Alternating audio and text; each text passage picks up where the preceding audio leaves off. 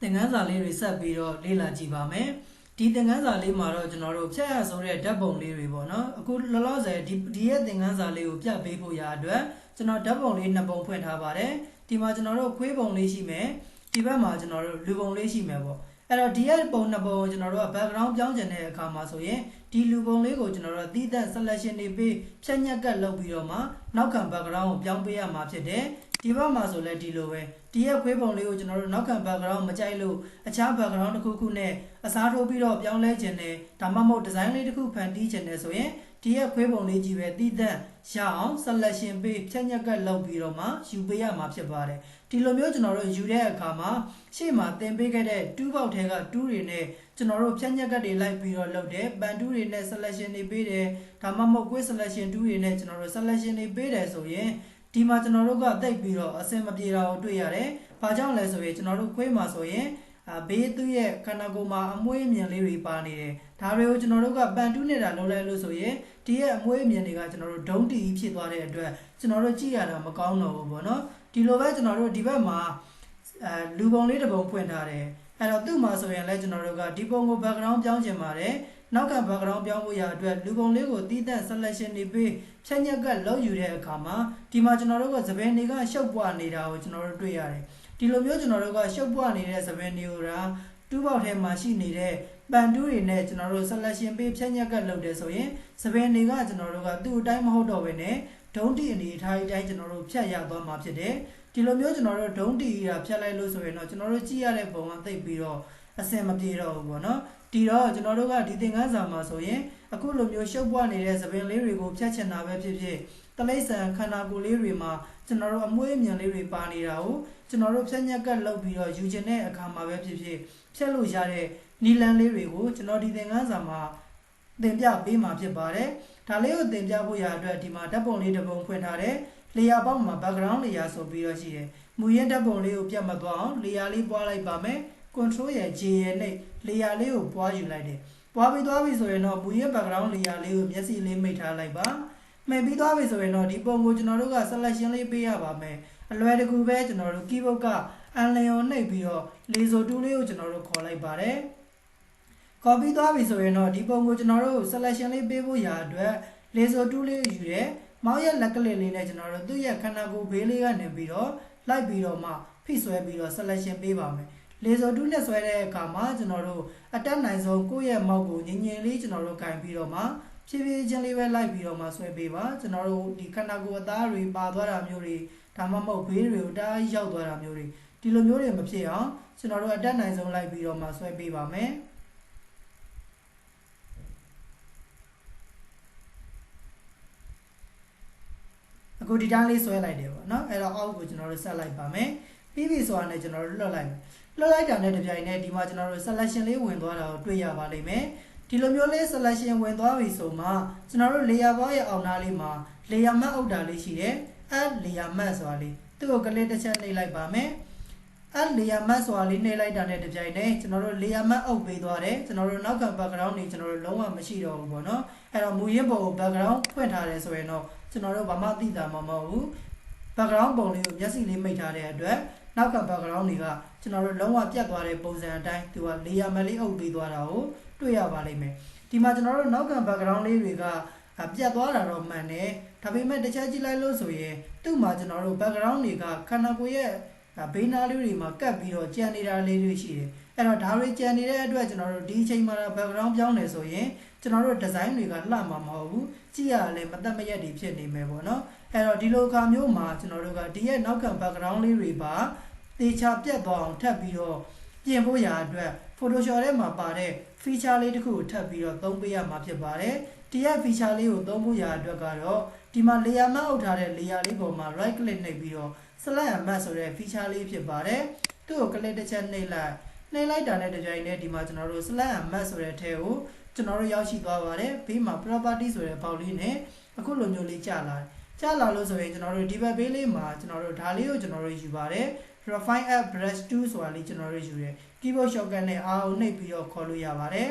ဒါလေးယူပြီးသွားပြီဆိုရင်တော့သူ့ရဲ့ဘေးအနားသားလေးတွေမှာပုတ်ဆွဲပြီးတော့မှကျွန်တော်တို့မလိုအပ်တဲ့အပိုင်းလေးတွေကိုဖြတ်ပါမယ်ဖြတ်တဲ့အခါမှာဒီမှာကျွန်တော်တို့ brush size အကြီးအသေးချိန်လို့ရတယ်ကျွန် ကျွန်တော်တို့စာရကြီးနဲ့သွားပြီးတော့ဖြတ်လိုက်တယ်ဆိုရင်အဆင်ပြေမှာမဟုတ်ဒါကြောင့်ကျွန်တော်တို့ဒီနေရာလေးမှာကိုဖြတ်မဲ့အရွယ်အစားအတိုင်းလေး brush size လေးကိုကျွန်တော်တို့ထောက်ကွင်းအစထောက်ကွင်းအပိတ်လေးနဲ့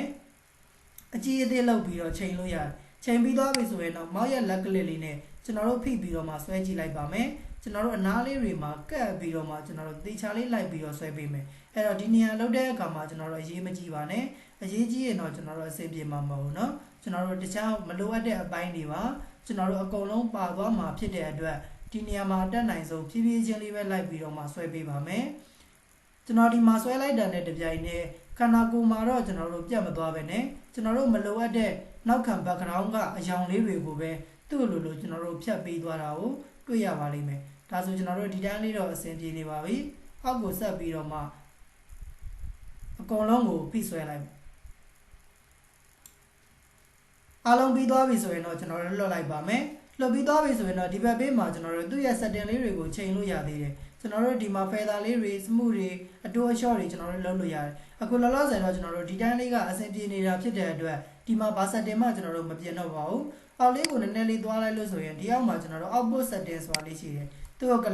color တစ်ချက်နဲ့ဒါလေးမှာကျွန်တော်တို့အမှန်ချက်လေးပေးထားခဲ့ပါမယ်ပေးပြီးသွားပြီဆိုရင်တော့ဒီရဲ့အောက်နားလေးမှာ output to ဆိုတာလေးရှိတယ်အဲ့ဒီနေရာလေးတွေကိုကျွန်တော်တို့ color တစ်ချက်နဲ့ဝင်မယ်ဝင်ပြီးသွားပြီဆိုရင်တော့ဒါလေးကိုကျွန်တော်တို့က layer အသစ်အနေနဲ့ထားချင်တာလားဒါမှမဟုတ် new layer with layer matte တဲ့ layer အသစ်လေးဒါမှ layer အသစ်လေးရယ် layer matte အုပ်ပြီးသားလေးရယ်နဲ့ထားချင်တာလား new document နောက်ထပ် file တစ် file အနေနဲ့ထားချင်တာလားဒါမှမဟုတ် file တစ် file ဟိုမှာ layer matte အုပ်ပြီးသားအနေနဲ့ထားချင်တာလားကျွန်တော်တို့ကလက်ရှိ file ထဲမှာပဲ layer အသစ်တစ်ခုအနေနဲ့ပွားချလိုက်ချင်တာဖြစ်တဲ့အတွက် new layer with layer matte ဆိုတာလေးရွေးပေးထားမယ် okay ဆိုတာလေးနှိပ်လိုက်မယ်နှိပ်လိုက်တာနဲ့တပြိုင်နက်ကျွန်တော်တို့ဒီမှာလက်ရှိ layer ထဲမှာပဲနောက်ထပ်သူက layer လေးအသစ်တစ်ခုအနေနဲ့ပွားပေးသွားတာကိုတွေ့ရပါတယ်ဒါဆိုကျွန်တော်တို့ဒီမှာတစ်ချက်ကြည့်လို့ဆိုရင်နောက်ခံ background တွေလုံးဝပြတ်သွားတာကိုကျွန်တော်တို့တွေ့ရပါတယ်မြင်ကွင်းလေးချက်ကြည့်မယ်ကျွန်တော်တို့ဒီနေရာလေးတွေမှာအမဲလေးတွေနည်းနည်းလေးကျန်နေတယ်ဒီလိုမျိုးအမဲတွေကျန်နေတဲ့အခါမှာဆိုရင်တော့ keyboard ကနေ BO နှိပ်ပြီးတော့ brush tool လေးကိုကျွန်တော်တို့ခေါ်လိုက်လို့ရတယ်သူ့ရဲ့ brush ပုံစံလေးတွေချိန်ဒီမှာကျွန်တော်တို့ဒါလေးကိုလိုက်ပြီးတော့မှဖြတ်ပေးလိုက်လို့ရတယ်အဲ့တော့ brush tool လေးနဲ့ကျွန်တော်တို့ layer matte အုပ်ထားတယ်ဆိုတော့ brush tool ကိုယူပြီးတော့ foreground color မှာအမဲအောင်လေးထားပြီးတော့မှဖြတ်ပေးရပါမယ် site လေးကိုတေးသေးလေးနဲ့ကျွန်တော်တို့ဖြတ်ပေးမယ်အဲ့တော့တကယ်လို့ဒီမှာ site တွေကြီးရဲဆိုရင်တော့သူ့ရဲ့အနားကအယောင်တွေပါကျွန်တော်တို့အကုန်လုံးပြတ်သွားမှာဖြစ်တဲ့အတွက် site လေးကိုတေးသေးလေးပဲယူပြီးတော့မှကျွန်တော်တို့ဖြတ်ပါမယ်အဲ့တော့ကြည့်ကောင်းမဲ့အနေထားလောက်လေးပေါ့နော်အဲ့မှာသူ့မှာခန္ဓာကိုယ်မှာပါနေတဲ့အမွှေးမြင်တွေပါကျွန်တော်တို့ဖြတ်မိသွားတယ်ဆိုရင်တော့ကြည့်လို့ကောင်းမှာမဟုတ်တော့ပါဘူးဒါလေးတွေတော့တစ်ချက်သတိထားပေးရပါမယ်အဲ့တော့ဒီတိုင်းလေးတော့အဆင်ပြေသွားပါပြီအဆင်ပြေသွားပြီဆိုရင်တော့ဒီပုံကို background ချိန်ဖို့ရာအတွက်ကိုပြောင်းကျင်တဲ့ background လေးတစ်ခုခုကျွန်တော်တို့ဖွင့်လိုက်ပါမယ် control နဲ့ O နဲ့ O နဲ့ကျွန်တော်တို့ background ပုံလေးတစ်ပုံလောက်ဖွင့်လိုက် data ဒီထဲကနေ design ပို့ထဲမှာ wallpaper ထဲမှာကျွန်တော်ဒီမှာ background ပုံလေးတွေရှိရပါတော့အဲ့တော့ဒီထဲကနေပြီးတော့ light ဖတ်တဲ့ background လေးတစ်ခုခုကျွန်တော်တို့ချိန်လိုက်ဒီပုံလေးယူလိုက်ပါမယ် open ဆိုပြီးတော့ဖွင့်လိုက်ဒီရဲ့ပုံလေးကိုကျွန်တော်တို့ဘာတန်းလေးကနေပြီးတော့မောက်ရက်လက်ကလစ်လေးနဲ့အောက်ဖိဆွဲချဒီပုံလေးကိုဒီထဲကိုဆွဲထည့်လိုက်မယ်ဒါဆိုကျွန်တော်တို့ရသွားပါမယ်လောလောဆယ်ဒီပုံကမလိုအပ်တော့ပါဘူး control ရဲ့ W ရဲ့နှိပ်ပိတ်လိုက်ပါမယ်ဒီရဲ့ background ကြီးကအရန်ကြီးနေပါတယ် control နဲ့ T နဲ့ကိုနှိပ် free transform tool လေးကိုခေါ်ပါတောင်လေးကနေပြီးတော့မှဆွဲပြီးတော့မှသေးလိုက်ပါမယ်ကိုကြိုက်နေတဲ့အရွယ်အစားလေးကိုကျွန်တော်တို့သေးလိုက်မယ်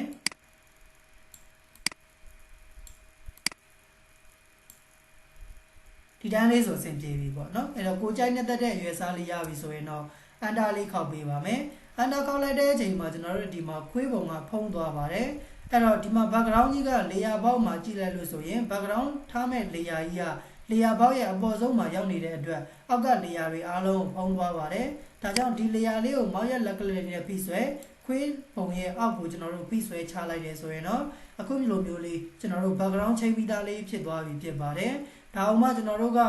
နောက်ခံ background လေးကို effect လေးတွေထည့်ချင်တယ်အနည်းငယ်ကျွန်တော်တို့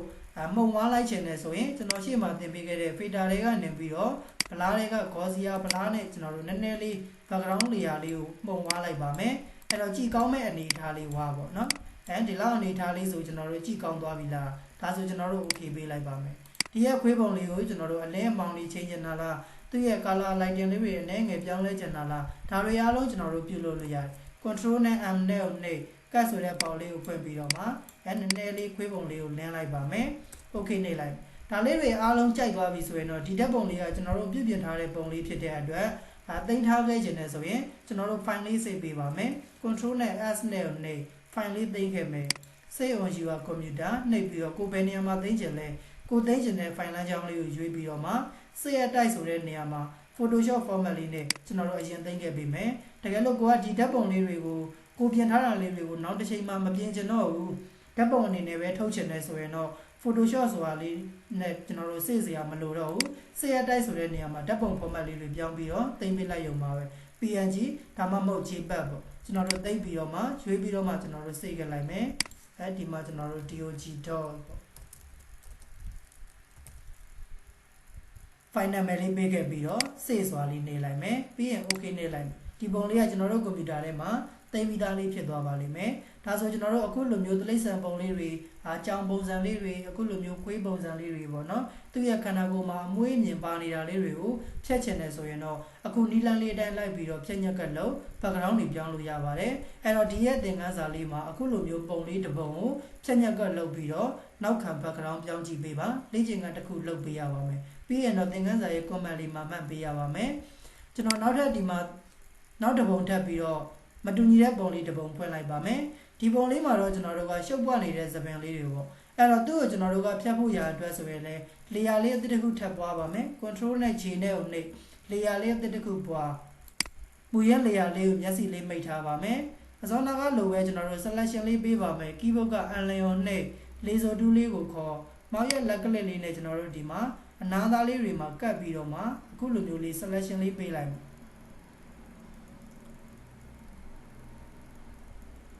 ဒီတော့ကျွန်တော်တို့ laser tool နဲ့ပေးတဲ့အခါမှာတော့တတ်ရရလေးဖြစ်အောင်အတက်နိုင်ဆုံးလိုက်ပြီးတော့ပေးရပါမယ်။မောက်ရဲ့လက်လေးကိုကျွန်တော်တို့ညင်အောင်လေးထားပြီးတော့မှဆွဲပေးရပါမယ်။ဒါမျိုးလေးကျွန်တော်တို့ရသွားမယ်။အောက်ကိုကျွန်တော်တို့ဖိဆွဲရပါမယ်။ laser tool ကိုသုံးတဲ့အခါမှာတုပ်ဖိထားတဲ့မောက်ကိုလုံးဝမလွတ်ဘဲနဲ့ဆွဲပေးရပါတယ်။လွတ်လိုက်တယ်ဆိုရင်တော့သူက selection ကြီးဝင်သွားမှာဖြစ်ပါတယ်။ဒါလေးတော့တစ်ချက်သတိထားပေးရပါမယ်။ကျွန်တော်တို့အောက်ထိဆွဲလိုက်မယ်။အဆုံးသတ်တဲ့နေရာလေးရောက်သွားပြီဆိုမှလွတ်လိုက်။ဒါဆိုရင်သူကဒီမှာပုံတစ်ခုလုံးကိုselection ဝင်သွားတာကိုတွေ့ရပါလိမ့်မယ်အခုလိုမျိုးလေး selection ဝင်သွားပြီဆိုမှ layer mask လေးအုပ်ပါမယ်အောက်မှာ layer ပေါက်ရအောင်နားလေးမှာ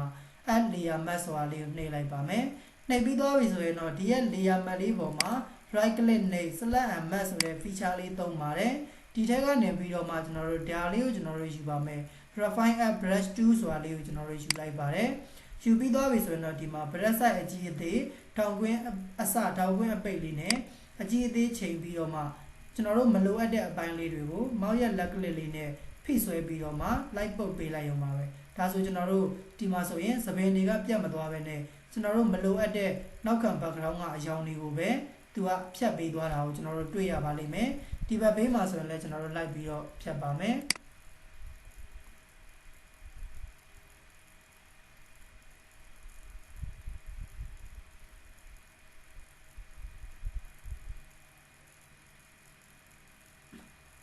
ဒီမှာเนาะဒါလေးတွေကျွန်တော်တို့ပြောင်းလေးလိုက်ပြီးတော့ဖြတ်ပေးမယ်အတက်နိုင်ဆုံးကျွန်တော်တို့ညီအောင်လိုက်ပြီးတော့လုပ်ပေးမယ်ဒီနေရာမှာသူက site တွေဒီရဲ့ brush site လေးယူတာနည်းနည်းလေးကြီးရဆိုရင်သူကသပင်းတွေပါသွားတာမျိုးတွေကျွန်တော်တို့ကြုံတွေ့ရတယ်ဒါကြောင့် site လေးကိုတေးသေးလေးပဲယူပြီးတော့မှဖြည်းဖြည်းချင်းလေးဖိဆွဲပေးရပါမယ်ဒီနေရာလောက်တဲ့အခါမှာကျွန်တော်တို့ကိုယ့်ရဲ့ကွန်ပျူတာအနည်းငယ်ကျွန်တော်တို့လေးနိုင်ပါတယ်ဒါကြောင့်အတက်နိုင်ဆုံးဖြည်းဖြည်းချင်းလေးပဲလိုက်ပြီးတော့မှလုပ်ပေးပါမယ်ဒါကိုကျွန်တော်တို့က refine add သုံးတယ်လို့ခေါ်ပါတယ်เนาะ Photoshop ထဲမှာပါရှိတဲ့ refine add အသုံးပြုနည်းလို့ကျွန်တော်တို့ခေါ်တာဖြစ်ပါတယ်အဲ့တော့ဒီရဲ့ feature လေးကအခုလိုမျိုးကျွန်တော်တို့ဖြတ်ရဆိုတဲ့ပုံလေးတွေကိုအဓိကဖြတ်ချင်တဲ့အခါမှာကျွန်တော်တို့သုံးပေးရပါတယ်ကျွန်တော်ရှေ့မှာဖြတ်လို့ရတဲ့နည်းလမ်းတွေတော့အများကြီးပဲသင်ပေးခဲ့တယ်ပေါ့နော်အဲ့ထဲကနေပြီးတော့ဒါကြောင့်ကျွန်တော်ပြောတယ် Photoshop သုံးတဲ့အခါမှာတယောက်နဲ့တယောက်သုံးတာချင်းတွေတော့ကျွန်တော်တို့တူမှာမဟုတ်ဘူးသင်ပေးတာချင်းတွေလည်းတူမှာမဟုတ်ဘူးဒီမှာတော့ကျွန်တော်ရဲ့သင်တန်းမှာ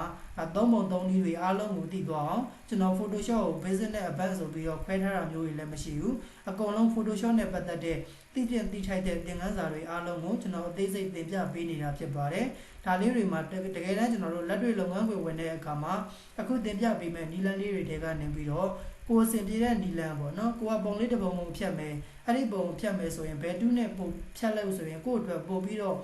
အချိန်ကုန်တာတက်တာမလဲကိုယ့်အတွက်ပို့ပြီးတော့မှအဆင်ပြေမလဲဒါလေးတွေကိုကိုယ်တိုင်တွေးတော့ကြံစပြီးတော့မှအသုံးပြုလို့ရပါတယ်အခုဒီမှာဆိုရင်ကျွန်တော်တို့ဒါလေးနဲ့ဖြတ်လိုက်တယ် select and match ဆိုတဲ့ refine tool လေးနဲ့ဖြတ်လိုက်တယ်ဖြတ်ပြီးသွားပြီဆိုရင်တော့ဒီမှာ output setting နဲ့မှာဒီကောင်လေးကိုအမှန်ချင်းလေးထည့်ထားမယ်အမှန်ချင်းထည့်တာနဲ့မထည့်တာဘာကွာလဲကျွန်တော်တို့တစ်ချက်ရှင်းကြည့်လို့ရတယ်เนาะအဲ့တော့အမှန်ချင်းလေးထည့်ထားလိုက်ပါမယ်ပြီးရင်တော့ဒီရဲ့ output to ဆိုတဲ့နေရာလေးမှာတခြားဟာတွေဖြစ်နေတတ်ပါတယ်ကျွန်တော်တို့ new layer width layer mask ဆိုတာလေးကိုရွေးပေးမယ် okay လေးနှိပ်လိုက်ပါမယ်ဒါဆိုရင်တော့ကျွန်တော်တို့အဆင်ပြေသွားပါပြီသူ့ကိုကျွန်တော်တို့ background ပြောင်းချင်တာဖြစ်တဲ့အတွက် light fat တဲ့ background လေးတစ်ခုလောက်အစားထိုးပြီးတော့ပြောင်းပါမယ် control နဲ့ O နဲ့ကိုနှိပ်ကိုပြောင်းချင်တဲ့ background ပုံလေးတစ်ပုံကိုဆွဲပြီးတော့ထည့်လိုက်ရုံပါပဲကျွန်တော်တို့အရင်လွယ်ကူပါတယ်